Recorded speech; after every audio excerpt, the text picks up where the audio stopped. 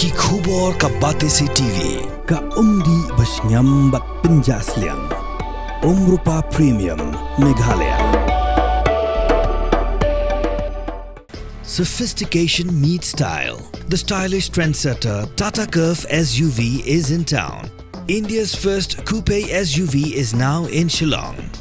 I wanna make up right now, see you whining, grinding, all on the floor like that.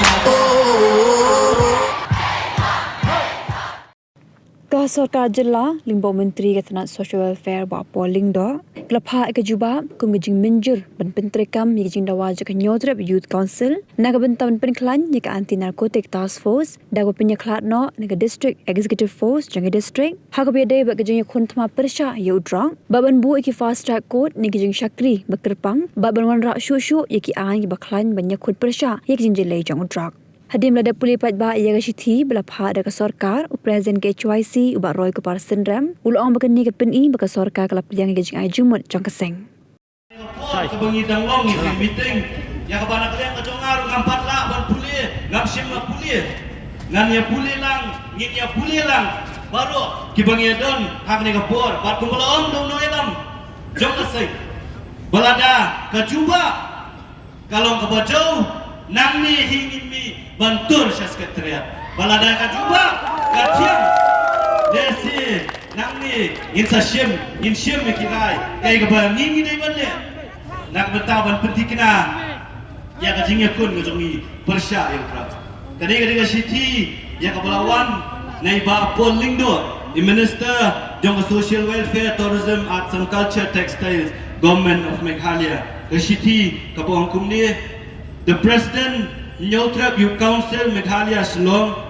dear Baroy, as per discussions held with your organization on the 5th of November 2024, I am pleased to convey that the government of Meghalaya is actively pursuing action on all points raised in the memorandum submitted. The state-level meeting of the Drug Reduction, Elimination and Action Mission is also meeting on the 14th of November 2024 in the presence of the Honorable Deputy Chief Minister in charge Home Police and the newly appointed Mission Director, Mr. Francis G. Karshian, retired SP. The meeting will further deliberate on separation of the Anti-Narcotics Task Force from the District Executive Force, setting up of fast-track courts and strengthening of the mechanism equipment to effectively tackle the drug menace. We are sure of our unstinted commitment to the mission statement of DREAM and look forward to more fruitful engagement with civil societies group like yours in the days ahead. With warm regards, yours sincerely, Pak Paul Lingdo. Kajing mut, jong kani City, ya bangala Pule ya tinong wei kiong, baka Sorkar, kala Pediang, ya ki Jingdawa, ki baka Seng, kala Bu akmak ki Sorkar. Ki pentek ru, baka kasau trip jong mentau benai, kandon ke Cingelang ke Baningkong, jong ke state level meeting, jong ke DREAM hakabau deputy chief minister in charge Home Police. Buat Mission Director Badang Syutung Tumai, Pak Francis G. Karshian, Kim Sadon Lang, hakadinga meeting on session ya karai, buat on perkat, nak bentaban wanra no, ya kata ka ANTF team, lani ka